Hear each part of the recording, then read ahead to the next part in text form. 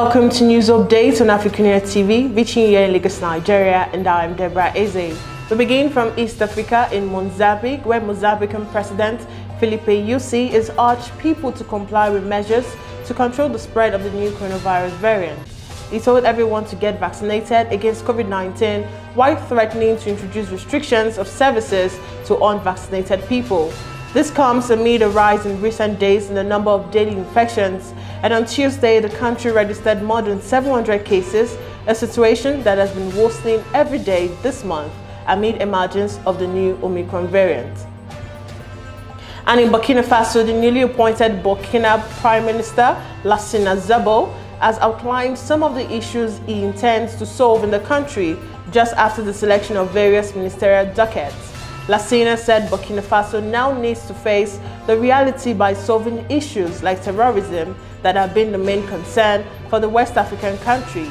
The new Prime Minister further reiterated the need to tackle and reduce the cost of living in a country where unemployment has been a major challenge for years.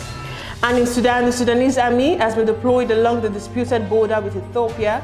The military announced that they have full control of the region, increasing the tensions with Addis Ababa. On December 1st, Sudanese troops announced they had dismantled and taken control of an Ethiopian settlement in the disputed Al-Fasaga area.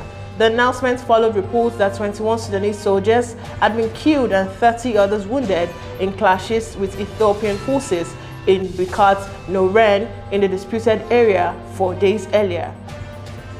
And now we head to Nigeria, where the Federal Executive Council has approved 20% upward review of the salaries of the Nigeria Police Force personnel with effect from January 2022. The Minister of Police Affairs, Maigari Dinyadi, disclosed this at the end of the virtual meeting presided over by President Muhammadu Buhari at the Council Chamber Presidential Villa Abuja on Wednesday. The minister explained that the increased remuneration was a result of the demands of youth during the #EndSARS protest that rocked the country in October 2020.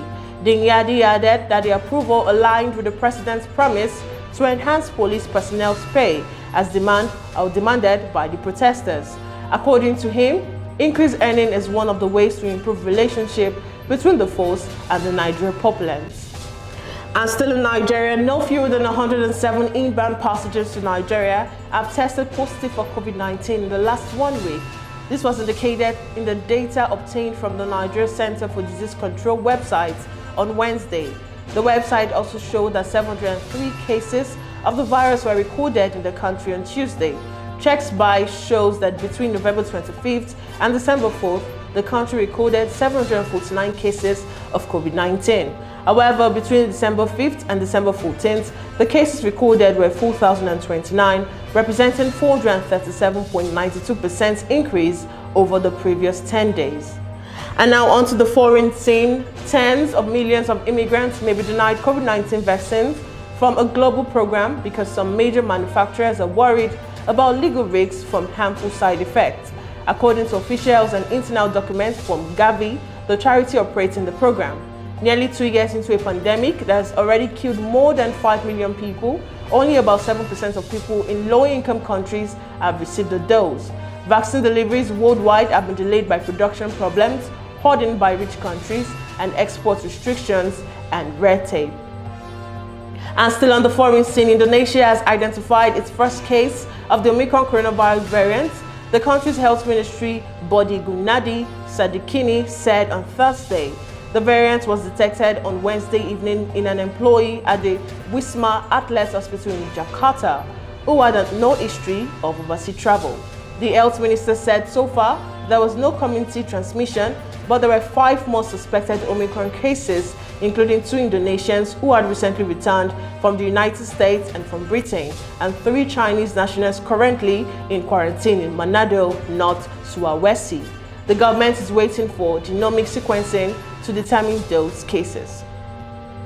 And now we head to the sports scene, where Brighton boss Graham Potter believes it will be difficult for the Premier League to continue with the current trend of only some games being deemed worthy of postponement due to coronavirus infections among players. Potter revealed Albion were unsuccessful in their request for Wednesday evening's clash with Wolves, a 1-0 loss to be rearranged following a COVID-19 and injury crisis at the club. And finally, Arsenal showed they can thrive without Ajax star Pierre-Emerick as the Gunners moved into 4th place in the Premier League with a 2-0 win against West Ham. While the top-flight coronavirus crisis deepened on Wednesday, Gabriel Martinelli and Emily Smith-Rowe netted into second half of a very London derby at the Emirates Stadium that saw West Ham Vladimir Kufal sent off. And that's all we can take on news update today. Do ensure to follow all our social media platforms on Jointoon, Pangram, Instagram, and on Facebook respectively. And also subscribe to our YouTube channel to stay connected and updated to our news and other programs. Once again, I'm Deborah Ezeh. Thanks for watching.